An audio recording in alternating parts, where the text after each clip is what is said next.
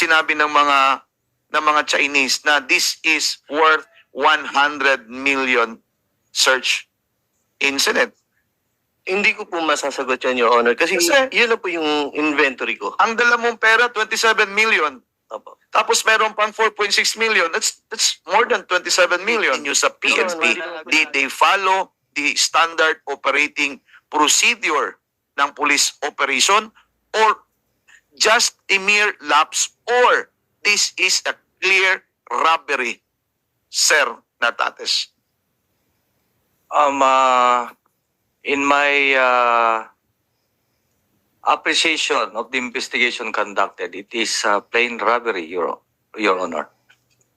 And it is the report that I have approved. That's why right now, that case, every planting of evidence, perjury, and several others, it is being resolved or investigated under summary hearing proceedings at the National Capital Regional Police Office, Your Honor. Gonzaga, you are... Thank you, Mr. Chair. My question will be directed to the team leader, who is the team leader on September 16, Colonel Guevara. Yes, Mr. Chair. Thank you for... You were there in the area of the incident, right? Yes, Mr. Chair. Tama naman yung sinimulan nyo. September 15, kumuha kayo ng search warrant, right? Yes, Mr. Chair, with my deputy staff as the applicant, Mr. Chair. Okay, on September 16, doon, you implemented the search warrant. Yes, Mr. Chair. Nung inimplementan yung search warrant, ikaw ba nandoon sa 18th floor, particularly room 1811? Yes, Mr. Chair. Nung pumasok kayo doon, may nakuha na kayo, di ba? May nakuha kayong pera. And Yes, sir. you and your deputy alleged that tama yung ginagawa niyo. Yes, Mr. Chair. Wala ho kayong mali sa paningin ninyo. On my personal opinion, Mr. Chair, Wala kayong ginawa mali. O may lapses ba? on the part of operational procedure, maybe there's a lapses, Mr. Chair. Ano? And the operational procedure, Mr. Chair, admittedly, there's a... May lapses kayo. Yes, Mr. Si Deputy Team Leader Quijana, Sir, sabi ni Team Leader ninyo, procedural lapses meron daw. Do you admit that? Opo, Your Honor. Okay. Sino ba yung kumakandak ng spot report? Sa team ninyo, sino yung humawak na nakita ninyong pera? Sa team ninyo? If I may, Mr. Chair, to elaborate, before the operation, Mr. Chair, I divided the whole... Sino yung humawak There are- ng there are article? 14, Mr. Chair, and it was led by Major Quijana, the one who, together with the seizing officer, Mr. Chair. Sino yung seizing officer?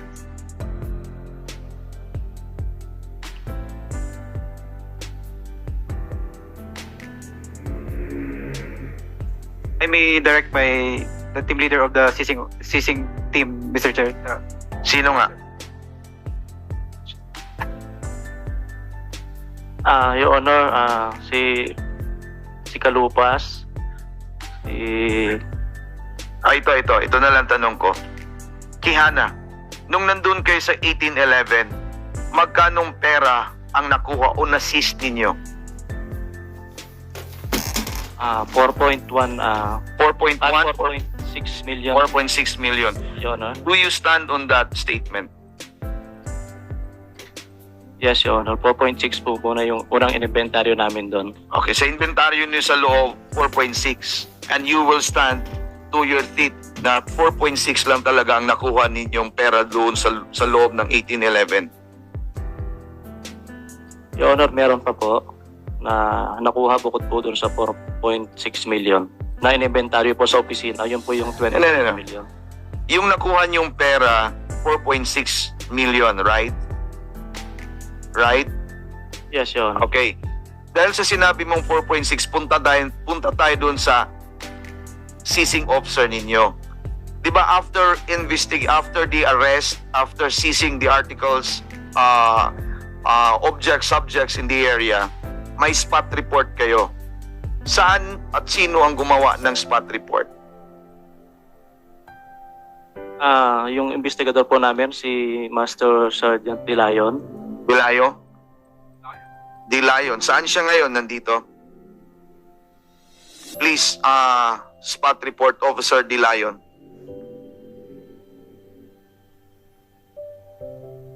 Dilayon, go ahead. You can answer back, please. Good afternoon, Mr. Chair. Ikaw yung spot report officer, 'di ba? Mr. Sir Dilayon. Yes, Your Honor. Kasama ka ba nung operation na 'yan? Yes, Your Honor.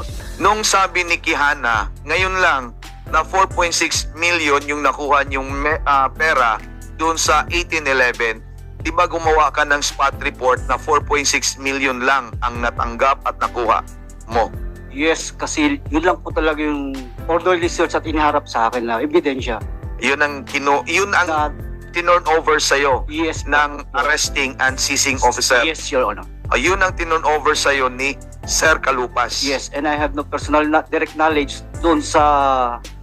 Alam ko, yes. wala kang personal knowledge on how they operated inside the room 1811. Yes, Your Honor. Ang role mo lang, tumanggap ka ng seized article galing from the raiding team. Yes, Your Honor. Ang tinanggap mo 4.6 million. Yes po. Ayun ang naka-report na pinirmahan mo. Drafting of report lang po, Your Honor. Ang signatory is our chief DSO. Yeah, spot report yan. Yes po. From Your the Honor. time of the raid or searching of the 1811, anong oras mo prepare yung spot report, Sir Dilayon? Pagdating po namin ng opisina, Your Honor, sa around 8 a.m. po ng September 16. Okay. Yes po. Yun po ang role mo. Dinraft mo at Yes. binigay mo kanino? Kay Chief Sir Lieutenant Colonel Guevara po, our chief DSO. Sir Guevara, napirmahan mo ba yung spot report? That right there and then after the drafting of the spot report, I consulted the Napirmahan mo ba? hindi pa po agad na permahan, Mr. Chair. Napirmahan mo ba? Yes, Mr. Chair. Anong oras mo pinirmahan? Around 10 a.m., Mr. Chair. Okay. Nung lumabas na yung mga babae na Chinese, nagreklamo na. Ang sabi nila, 100 million pesos ang nakalagay doon sa vault na yan. At saka lumabas na sa article, newspaper article, lumabas na yung merong nawawalang pera. From the spot report na 4.6 million, lumabas yung 27 million. From the investigation, ang tawag naman ito ngayon, first progress report. Kung hindi dumaan sa newspaper at saka hindi lumabas yung first progress report, magiging 4.6 million yan. Dahil sa first progress report, nagbago yung spot report ninyo from 4.6 million, naging 27 million. Ngayon, Sir Kihana, ano ba ang totoo? 4.6 million lang talaga nakuha ninyo o sobra sa 4.6 million? Sobra po sa 4.6 million, Your Honor. Okay. Dahil sobra sa 4.6 million, bakit hindi ninyo sinali yung sobra doon sa spot report? Bakit ang tinurn over ninyo doon kay Dilayon, 4.6 million lang? Anong ginawa ninyo sa sobra ng 4.6 million? Your Honor, dinala po sa opisina kasi nag-iimbestiga pa po kami noon sa human trafficking. Doon, tapos, Kinala nyo sa opisina. Bakit hindi nyo sinali sa spot report? Yun ang tanong ko. Please answer, Sir Kihana. Bakit hindi nyo sinali yung buong 27 million doon sa spot report? Bakit piniyak nyo siya? Bakit 4.6 million lang ang inuna ninyo na magiging report ni Sir Dilayon? Your Honor, I was only the deputy team leader. Siguro, sir, yung team leader po, sir, ang tanongin natin. Okay, Sir Guevara, bakit nangyari iyon? Good afternoon once again, Mr. Chair. When I was informed that there was recovered money, Mr. Chair, and the operation was already done, we decided based on the I seek the advice of the investigator if he can be possibly be part of the possible case of Okay. incarcerate Mr. Chair. Admitted, it is your admission na hindi lang 4.6 million, 27 million yan. Mr. Chair. Okay. Saan nyo nilagay yung 4.6 million? Ibang bag. Yung sobra, saan nyo nilagay? It was in the I cannot recall, Mr. but there's the team that is under the wherein the seizing officer they are the one who knows where the Okay. Seizing officer, punta tayo doon kay Democrito. Sir Democrito, Yes, sir. ikaw daw humawak sa sobra ng 4.6 million. Opo. Saan mo dinala? Sa DSOU office po. Bakit hindi mo tinurn over sa spot report officer ninyo? Ang decision po niya kasi nila, sir, sila na po. Basta ang Sino? Sinong sila? mga officers po namin. Sino nga? Sila Sir Guevara, Sir Quijana. Ang sa akin lang po is nautusan lang po ako, nadalhin na lang po yun sa office kasi parang may relation po yun doon sa human trafficking. Okay. Sino ngayon ang nag-segregate ng 4.6 million para ma-turn over sa spot report officer? Doon pa lang po sa ang alam ko po na kuwan na po yun, na inventory na po yung 4.6 million ng mga seizing officer po. Okay. So doon sa inventory, doon yan na-segregate. Apo, Kaya pinatay yung body worn camera. hindi ko na po alam. Hindi mo alam. Apo. So ang dinala mo, yung sobra ng 4.6 million. Apo. So magkano talaga ang dala mo? Nung binila na po namin, nasa 54 bundles po kasi yun. So, inassume po namin nasa 500,000 per bundle po. So, pumapatak po siya ng 27 million po. 27 million. Apo. Including the 4.6 million na tinurn over nyo sa spot Hindi po, report. separate po yan. Separate. So this must be more than 27 million. So pwedeng maging totoo yung sabi ng Philippine Star o Filipino Star na sinabi ng mga Chinese na this is worth 100 million search incident. Hindi ko po masasagot yan, Your Honor. Kasi Kasi- yun na po yung inventory ko. Ang dala mong pera 27 million. Apo. Tapos meron pang 4.6 million. That's more than 27 million. Yes, Your Honor. Hindi naman po namin Congressman dinideny yun, Agusaga, Your Honor. Uh, Hindi na yun, Your Honor. Maputo lang kita for a while. Sa nakuha namin mga report, actually siguro mga 64, no? 64 million dun sa nag-withdraw yung Chinese. No? But I think nag-withdraw sila around July. So nangyari yung operation September. So maybe nabawasan yun somehow along that line, no? But basically siguro yung 100 baka medyo mataas na yung report na yun. But basically siguro from 64 down, maaaring nandun yung area na nawawala. Go ahead. So, talagang may lapses because it is already admitted by your team leader, may lapses. Ang problema lang, how intentional is the lapse committed? Baka sobra naman yung intention naman, itakbo talaga yung pera. Kasi kung hindi nag-intervene si DSOW for the first progress report, hindi maibabalik yung 27 million na dala-dala mo. Congressman Gonzaga, Yes, sir. will you allow the PNP personnel Okay. to answer the question? Sir, good afternoon. Yeah. I am PCG Genesis Ruiz, one of the investigators, sir, in this operation. Sir, the real scenario, sir, is sa pagkatapos po ng namin, sir, ng operation is wala pong dumating na pera sa DSOU office.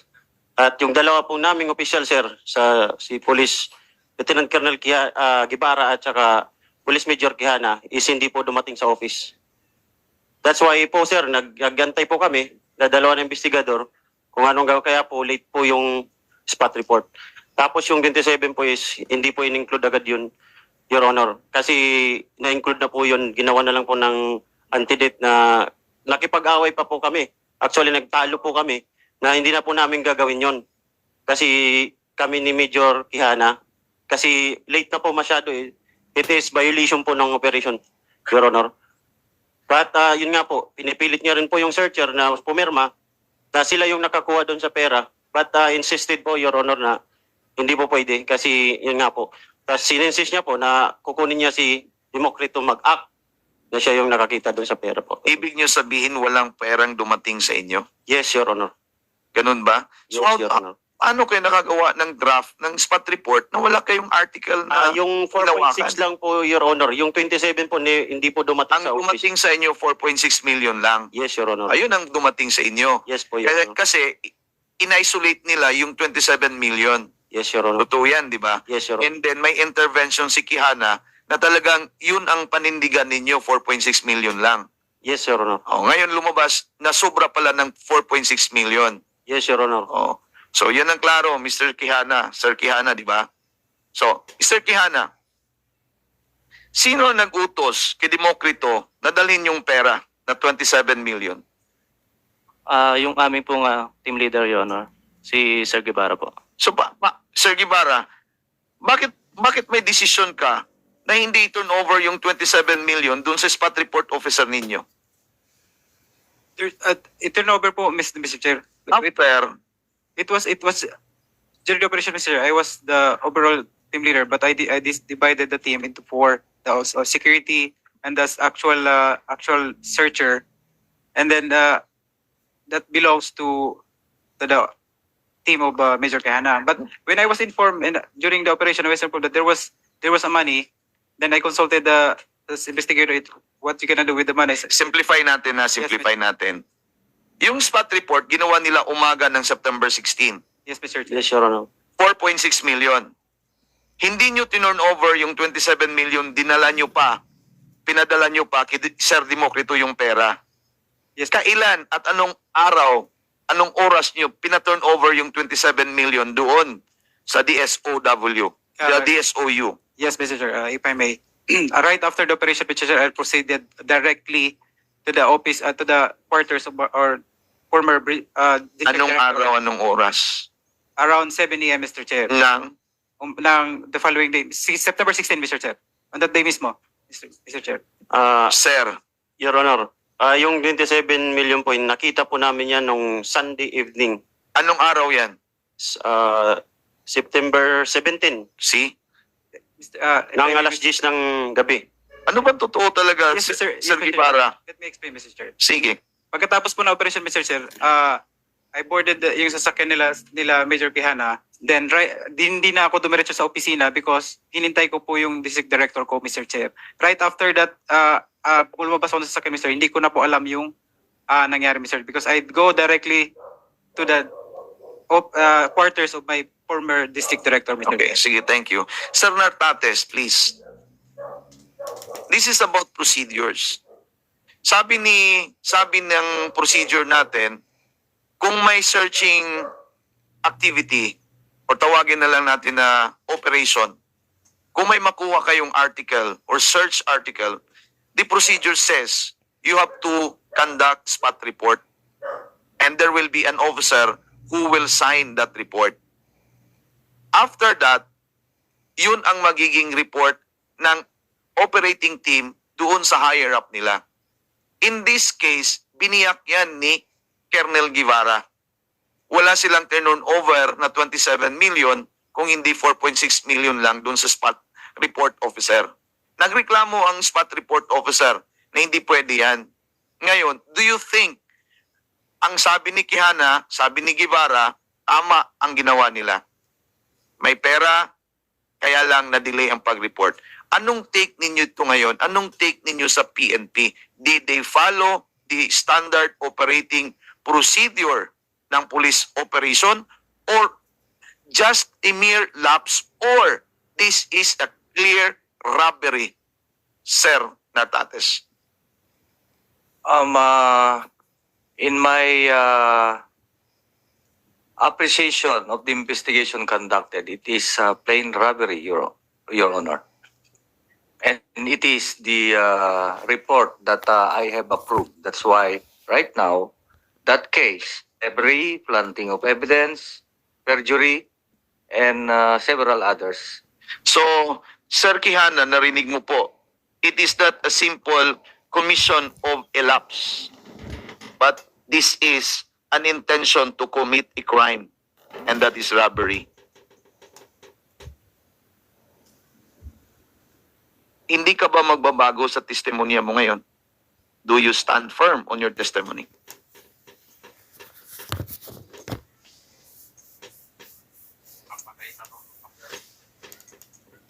Your Honor, kasi po nasampahan na po kami ng kaso sa administrative tsaka po sa ombudsman.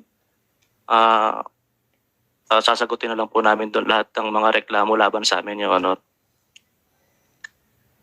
Kasi ano po. Demokrito, Yes, Your Honor. narinig mo na yung si General Nartates. Opo, Hindi ka ba magbabago sa testimonya mo? hindi na po. Meron po akong mga in-execute na rin po mga salaysay at depensa po dun sa sa sinampang kaso sa amin sa ombudsman, Your Honor. Sir Guevara, Yes, Mr. Chair. thank you, Mr. Chair. Well, thank you so much. Ang susunod po natin ay si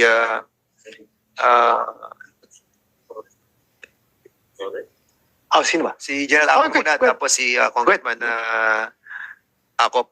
Meron lang akong bago ko i-recognize si Congressman Acop. Sila General Mariano, Colonel Cabradilla, Colonel Guevara, Major Quijana, nagsama-sama ba kayo sa Region 13? Is this true? Can you kindly confirm kung nagkasama-sama na kayo? General Mariano, assign po ba kayo sa Region Opo, 13? Mr. Chair. Si Colonel Cabradilla, Yes, sir, I confirm. na-assign ka rin sa 13? Yes, sir. Si Colonel Guevara, Yes, Mr. Chair, I confirm. Major Quijana, Yes, Mr. Chair. so nagkasama-sama kayo sa Region 13? Okay. In one, no? In the same time. Oh, the same time na nagkasama-sama kayo, the same time. Nauna po ako, Mr. Chair. Hindi po, Mr. Chair, na pagkatapos po ng isang RD, may dumating po, kasama po yung iba, Mr. Chair. Si DC, Colonel Cabradilla, and yung mga tao pa niya sila, Colonel K. Opo, saka sila, magkakasabay po silang dumating doon nung si Colonel Cabradilla, si Major Quijana, tsaka yung mga tauhan po nila, Mr. Chair. Sige, Congressman Patuana. Thank you, Chairman. General, anong nasa Region 13 kayo or the Regional Director at the time? Mr. Chair, hindi po. I was the Deputy Regional Director Okay, for you are the- Administration. Okay. Pero at the time your rank mo is Colonel, Mr. Colonel. Chair. Yes, Mr. Chair. Okay. So that time, yung tatlo na nabanggit na pangalan, hindi pa naka-assign noon. Wala pa po, Mr. Chair. Paglabas mo sa kasi na-assign. No, Mr. Chair. Dumating po sila doon nung nalipat po doon si Colonel Cabradilla as the Regional Controllership. So, pag-assign sa kay Regional, kay Colonel Cabadilla, saka sila. Wala Nasa po doon. doon. Yun lang pong mga kasama niya, si Major Quijana, si Sergeant Desder, and si Sergeant Democrito. Okay. Iba po yung iba naman Pero po, yung RD noon, the time, when they were assigned there, sino? General Labra, Mr. Chair. Retired na ba yun? Kasama po siya dun sa nag-resign, Mr. Chair, Kasama siya. na-aprobahan po. Yung mass resignation. That's correct, Mr. Chair. Okay. Okay, anyway,